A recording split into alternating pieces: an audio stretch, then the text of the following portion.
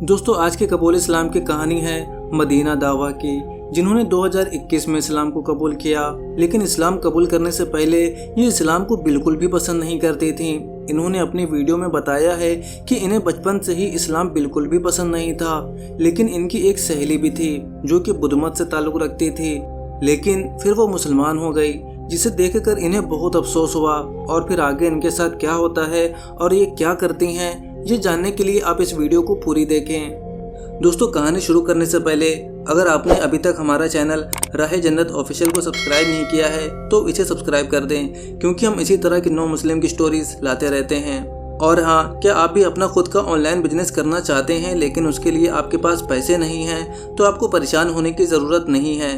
بس آپ ہمیں اس نمبر پر واٹس ایپ کریں، انشاءاللہ ہم آپ کو گائیڈ کریں گے کہ بنا پیسہ لگائے آپ آن لائن بزنس کیسے سٹارٹ کر سکتے ہیں، اور آپ کو بتا دیں کہ یہ آفر صرف ہمارے مسلمان بھائی بہنوں کے لیے ہے۔ السلام علیکم، میرا نام مدینہ ہے اور میں آپ کے ساتھ اپنی کہانی شیئر کرتی ہوں کہ میں نے کیسے اسلام قبول کیا۔ میں پیدائشی عیسائی تھی، اگرچہ میری والدہ مسلمان تھی اور والد عیسائی تھے، مگر میں ایک تقسیم شدہ فیملی سے تعلق رکھتی ہوں۔ میرے والدین میں طلاق ہو گئی تھی اور میری والدہ میری چھوٹی بہن کو لے کر الگ ہو گئی تھی، جبکہ میں اور میرا بھائی ہم دونوں اپنے والد کے ساتھ ہی رہتے تھے، اور میں اپنے والد کے ساتھ ہی پل بڑھ کر جوان ہوئی ہوں۔ چونکہ میرے والد عیسائی تھے، اس لیے میں بھی بچپن سے ہی عیسائیت پر عمل درآمد کرتی آئی ہوں، اور بچپن کی اسکول لائف سے لے کر یونیورسٹی آنے تک میں نے چرچ کو بہت زیادہ فالو کیا ہے۔ میں عیسائیت کی تبلیغ بہت کم عمر سے ہی کرتی آ رہی تھی، اور میں نے اپنے کالج میں بھی ایک عیسائیت کی تبلیغ کرنے والی تنظیم کو جوائن کر رکھا تھا، اور عیسائیت کی تبلیغ میں بہت ہی شوق اور خوشی سے کرتی تھی۔ میں نے اپنی عیسائی تنظیم کے ساتھ اسرائیل اور یروشلم کے کئی تبلیغی سفر کیے، اور میں اپنے ان سارے وزٹ سے بہت زیادہ خوش تھی کہ میں نے لوگوں تک یسوع مسیح کا پیغام پہنچایا ہے۔ یہ آج سے 12 سال پہلے کی بات ہے جب میں نے یہ سب وزٹ کیے تھے۔ پھر میں یونیورسٹی پہنچی تو میں نے پولیٹیکل سائنس کے شعبے کا انتخاب کیا، کیونکہ سیاست کا مذہب اور جغرافیہ سے قریبی کا تعلق ہے، اس لیے یہی سبجیکٹ میرے ذوق اور شوق کی تسکین کر سکتا تھا۔ یونیورسٹی سے فارغ ہو کر میں جلد ہی شادی کے بندھن میں بندھ گئی اور میں نے اپنی فیملی لائف شروع کر دی، مگر شادی میرے لیے خوشگوار تجربہ ثابت نہیں ہوئی، اور میں 27 سال کی عمر میں 2 بچوں کے ساتھ اپنے شوہر سے طلاق لے کر الگ ہو گئی تھی۔ اب جبکہ میری عمر 31 سال ہے اور میں دوبارہ شادی کر چکی ہوں، اور میرے 2 مزید بچے ہیں، اور میں اس وقت 4 بچوں کی ماں ہوں۔ بہرحال میں اپنی کہانی کو مختصر کرتی ہوں کہ جب میری پہلی شادی ناکام ہوئی اور میں اپنے 2 بچوں کو لے کر الگ ہو گئی تو میرا خود پر ایمان ہی ڈولنے لگا تھا۔ میں اکثر سوچتی تھی کہ پتہ نہیں خدا ہے بھی یا نہیں، اگر وہ ہے تو میری دعائیں کیوں نہیں سنتا، میری تکلیفیں دور کیوں نہیں کرتا۔ دراصل میں اپنی طلاق کے بعد بہت ہی اپسیٹ رہنے لگی تھی۔ طلاق کے 1 سال بعد میری ذہنی حالت کچھ سنبھلی اور میں ایک بہتر زندگی کی طرف لوٹنے لگی، مگر اس سارے وقت میں مکمل طور پر گمراہ ہو چکی تھی۔ مذہب اور خدا پر میرا اعتقاد بالکل ختم ہو چکا تھا، اور میں زندگی کو دنیاوی حقیقتوں کے اعتبار سے دیکھنے اور جانچنے لگی تھی۔ پھر اس دوران میری دوستی خدیجہ سے ہوئی، اور آپ کہیں گے کہ کون خدیجہ؟ جی ہاں، کوئی اور نہیں، خدیجہ رضی اللہ تعالی عنہا، یعنی محمد صلی اللہ علیہ وسلم کی بیوی۔ دراصل ہوا کچھ یوں کہ میں سوشل میڈیا پر ایک مسلمان کو فالو کرتی تھی جو کہ اسلام کے متعلق لوگوں کو آگاہی فراہم کرتا تھا۔ وہ اپنی باتوں میں خواتین کو اکثر کہتا کہ خدیجہ رضی اللہ تعالی عنہا کی زندگی کو پڑھو، خدیجہ کو دیکھو کہ انہوں نے کیسی زندگی گزاری۔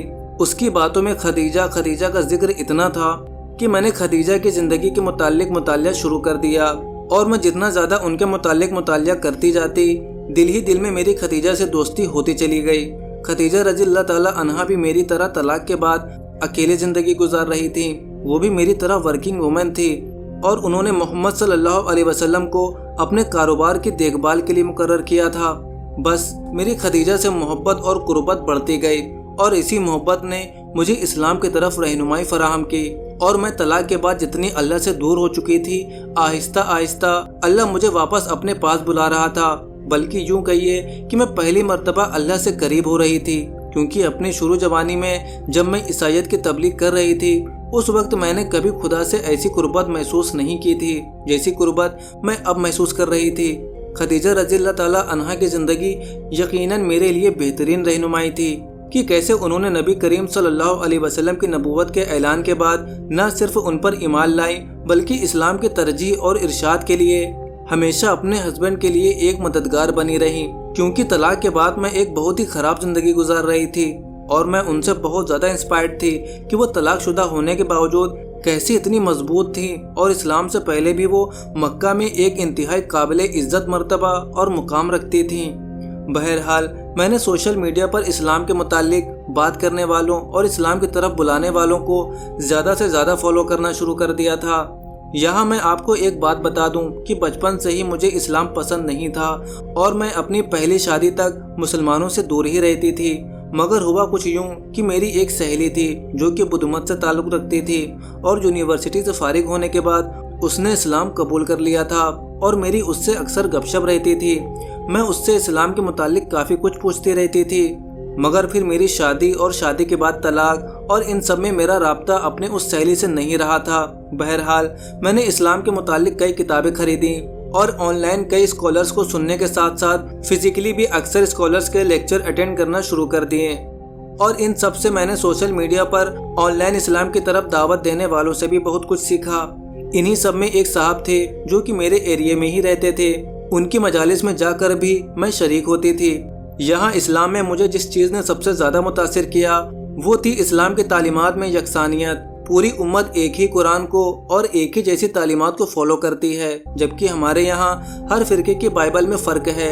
असली बाइबल मौजूद ही नहीं है, जो कुछ मौजूद है वो बाइबल का इंग्लिश तर्जुमा है और फिर उस तर्जुमे में भी हर फिरके और हर चर्च की अपनी अपनी अलग अलग तशरीहात हैं। जबकि कुरान पाक ऐसी किताब है जिसको आप किसी भी मुल्क से और किसी भी जगह से हासिल करें, वो एक ही नुस्खा है जो आपको हर जगह मिलेगा।